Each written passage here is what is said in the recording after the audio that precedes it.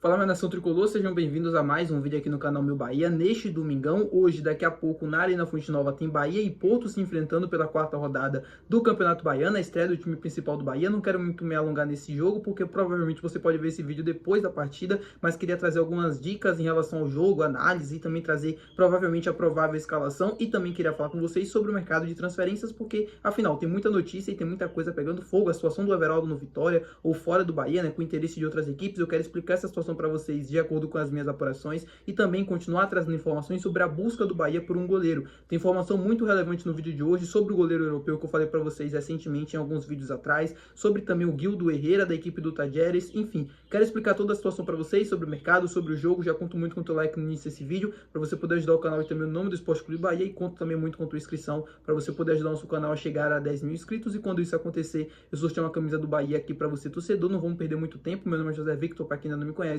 sou produtor de conteúdo do Meu Bahia e também estudante de jornalismo, e vamos começar logo esse vídeo para a gente não perder tempo trazendo informações sobre a partida do Bahia contra a equipe do Porto. Como eu falei para vocês, é a estreia do time principal do Bahia na competição, é a quarta rodada do Campeonato Baiano. Bahia que precisa muito dos 3 pontos e vai utilizar a sua equipe principal também no jogo contra a equipe do Porto, porém com algumas mudanças. Como eu já adiantei para vocês, o Rogério Ceni já disse também em entrevista, o Bahia vai ter um revezamento no gol, então provavelmente a gente deve ter o Marcos Felipe hoje, deve ter, por exemplo, a volta do Gilberto na lateral direita. Aqueles jogadores que jogaram mais de 45 minutos, 60, 70 minutos, provavelmente vão começar no banco de reservas no dia de hoje, e é um jogo para o Bahia ganhar. O time do Porto acabou de subir para a primeira divisão do Campeonato Baiano, não é um time tão ruim assim, não é um time tão limitado, tem um certo investimento, tem um estádio muito bacana também, mas é um time muito mais frágil em comparação ao Bahia. Acho que não tem nem a gente por que falar sobre a parte técnica aqui. Então, é jogo para golear, é jogo para ganhar bem, para não passar sustos, para continuar, né, nesse ritmo ainda de pré-temporada, mas começando a esquentar as turbinas para, de fato, nos jogos mais importantes, que provavelmente vai ser o Clássico no próximo final de semana e também o jogo contra o The Strongest na Bolívia pela Copa Libertadores da América. Trazendo agora informações sobre o mercado de transferências, e queria falar com vocês sobre a situação do atacante Everaldo. Eu vi no dia de ontem as notícias falando sobre esse interesse do Vitória e uma proposta feita já pelo atacante Everaldo. E eu queria explicar para vocês alguns detalhes e situação em relação a esse assunto aqui.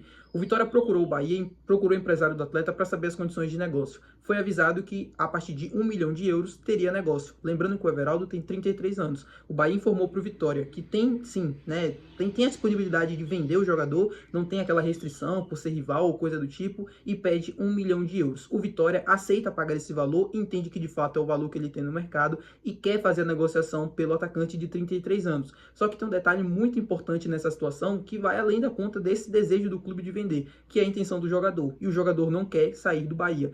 O Everaldo ele tem muito desejo de cumprir o contrato dele, que vai até o final desta temporada, em 2025, e a partir disso seguir para um outro rumo, para que possa finalmente já se desencadear e encerrar sua carreira. O Everaldo, como eu falei para vocês, passou muito tempo, né, como eu falei em outros vídeos, ele passou muito tempo fora do Brasil, aceitou o projeto do Bahia, nunca conseguiu ser uma unanimidade dentro do elenco. Ele foi bem em alguns momentos, teve algum certo destaque, conseguiu fazer alguns gols que foram importantes, mas nada além disso. Não conseguiu ser um ídolo, não conseguiu, de uma certa forma, substituir o atacante que a gente teve por muito tempo, que foi muito lembrado e é lembrado até hoje, que é o Gilberto. Eu sei que são características diferentes, eu sei que são jogadores diferentes e também histórias diferentes, mas o Everaldo nunca foi unanimidade, e isso não é uma opinião, isso é um fato. E o Bahia sabe que ele não é mais um centroavante que hoje consegue entregar aquilo que o time precisa, porque o time está num crescimento, né? Está num patamar diferente de quando o próprio Everaldo chegou, mesmo que naquela época já tinha um investimento, já tinha assim um time com muita qualidade, inclusive no ano passado.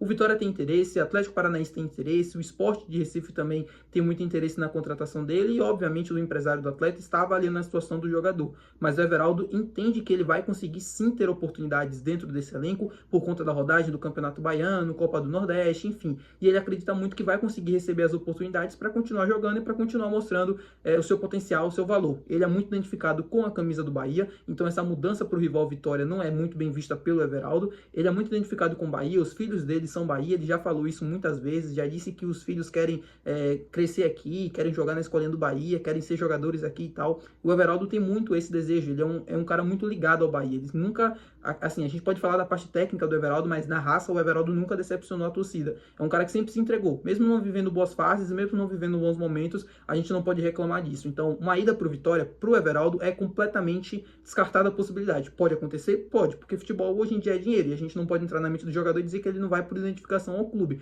Mas nesse momento, segundo as minhas fontes, o Everaldo já não vai mais pro Vitória. Tipo, ele não quer ir pro Vitória e isso provavelmente não vai acontecer. A chance, né, e o que é mais provável de acontecer é ele permanecer no Bahia, cumprir o seu contrato, seguir para o exterior e seguir fora para provavelmente já encerrar sua carreira. É o que ele quer fazer. Os interesses dos outros clubes é a mesma coisa. Se aparecer uma proposta muito vantajosa para ele financeiramente, aí sim as coisas podem mudar e ele pode querer sair. Mas a partir do momento que eu estou gravando esse vídeo, não tem nada disso na mesa do Everaldo e ele quer continuar no Bahia e quer continuar cumprindo seu contrato. Falando agora sobre a busca por goleiros e falando sobre Guildo Herrera da equipe do Talleres da Argentina, sobre o busca por goleiro. Eu falei para vocês recentemente, informação também do Renato Gudeville, de que o Bahia estaria procurando um goleiro europeu para a próxima temporada, né? Para a próxima não, para a temporada atual, para ser um jogador que venha para ser titular, uma unanimidade e tudo mais. Tudo isso que eu venho explicando para vocês. A grande questão na busca por esse goleiro europeu é informação que o Renato Gudeville trouxe, na qual eu confirmo também, queria trazer mais informações para vocês, é de que se trata de fato de um goleiro europeu e que esse clube, né, no caso que o goleiro está federado, não quer liberar o jogador pela boa fase que ele está vivendo. Eu fui perguntar à minha fonte, fui atrás de mais informações e ela estava me contando detalhes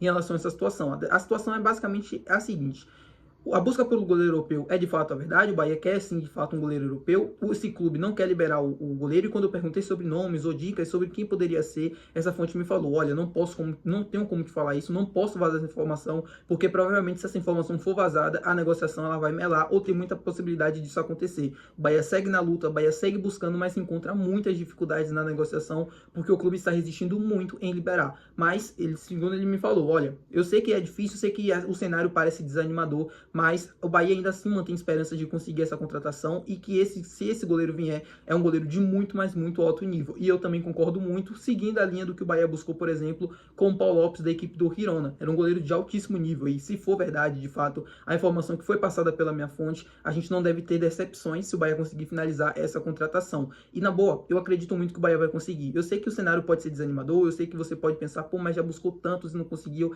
será que dessa vez vai ser? Mas eu realmente acredito, porque a busca do Bahia está sendo muito interessante. Essa fonte ainda me falou que, olha, o Cadu Santoro, junto com a diretoria de futebol, entendeu que dentro do mercado brasileiro seria muito difícil encontrar um nome.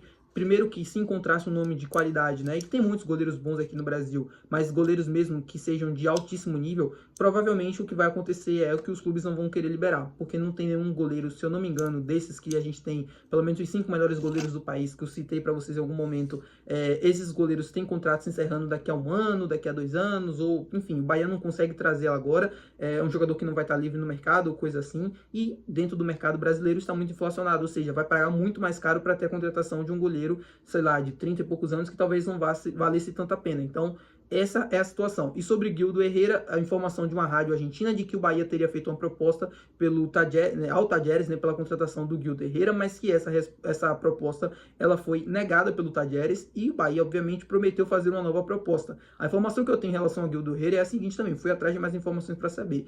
A situação do Guildo Herrera o Bahia, obviamente, demonstrou interesse em muitos momentos pela contratação dele, é um pedido do técnico Rogério Ceni, que entende que é um ótimo goleiro, que poderia preencher todas aquelas lacunas que eu falei para vocês sobre características de estilo de jogo e tal, dentro do Grupo City, mas não passou disso, tá? Não passou de um interesse. A proposta foi realizada, mas o Bahia nesse momento não tem intenção de voltar às conversas com esse goleiro, a não ser caso não dê certo com o goleiro europeu. Aí sim eu acho que o Guildo Herrera é um plano B, e acredito muito nisso. Mas tirando essa questão, é muito difícil disso acontecer, né? Do Bahia esse goleiro que eu tô falando para vocês negociando, seja o Guildo Herrera ou fazer uma proposta muito em breve. Essa proposta pode ser feita a partir do momento que a negativa possa acontecer com o goleiro europeu, que eu comentei com vocês, tá bom, meu povo? Muito obrigado por você ter assistido esse vídeo. Se você gostou, não esquece de apertar o gostei, também não esquece de se inscrever, que é muito importante. Até o próximo vídeo, valeu, tchau!